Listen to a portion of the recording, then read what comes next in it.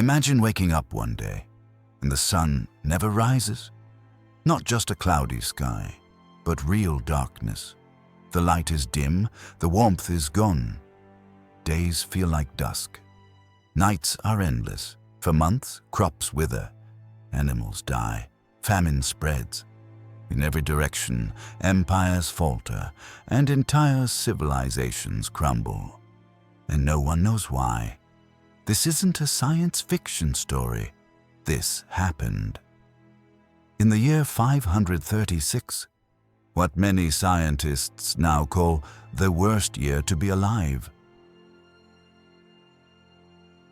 History remembers wars, kings, inventions, but sometimes it forgets its darkest moments. 536 wasn't marked by a great battle or the fall of an empire. It was marked by absence. Absence of light, absence of food, absence of understanding. In this video, we'll uncover what really happened in 536, the year the sun disappeared. We'll explore ancient records, modern science, and the terrifying domino effect that reshaped the world for decades. Stay with us, because this is one of the greatest untold catastrophes in human history. The sun fails to shine. The accounts begin across Europe, Asia, and the Middle East. In early 536, the sky turned strange. The sun dimmed, glowing pale and silvery. It gave light, but no heat. The Byzantine historian Procopius described it this way: the sun gave forth its light without brightness, like the moon. Another writer, John of Ephesus, noted, "There was a sign in the sun. The sun became dark, and its darkness lasted for 18 months. In China, imperial astronomers wrote of a yellow fog in the air and summer snow. In Ireland, records tell of crop failures, bitter cold, and famine. In some regions, temperatures dropped by more than 2 degrees Celsius, enough to devastate agriculture.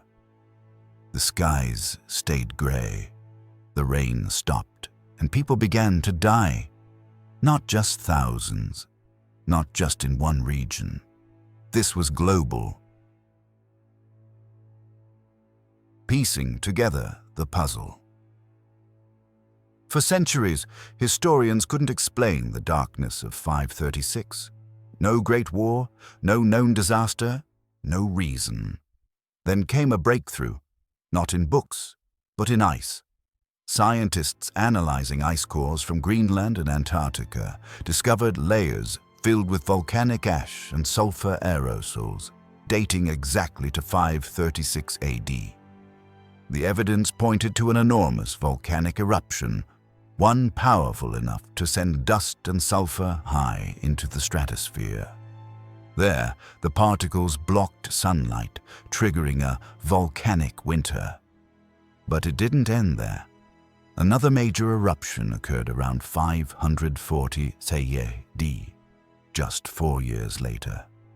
Back-to-back eruptions kept the skies dimmed and the temperatures low for over a decade. This discovery changed everything. The mysterious darkening of the sun had a scientific cause, but it was only the beginning of the disaster. A world in collapse. What followed was a chain reaction of global suffering. In Europe, crops failed year after year. Famine swept through the continent. Some regions lost up to half their population. In China, the Northern Wei dynasty faced political unrest and mass starvation. In India, drought and economic instability destabilized major kingdoms. But it wasn't just famine. The skies stayed cold and damp. People lived in fear and superstition. Religious upheaval followed. Entire societies began to fracture, and then came the plague. In 541 AD, the plague of Justinian erupted in the Eastern Roman Empire. It was a form of bubonic plague, spread by fleas and rats, but supercharged by famine and cold. The disease wiped out between 25 and 50 million people, decimating cities, armies, and trade routes. In Constantinople alone, some reports claim up to 10,000 people died per day. It would take 2 centuries for Europe to begin recovering from the chaos. Ancient voices, global memories.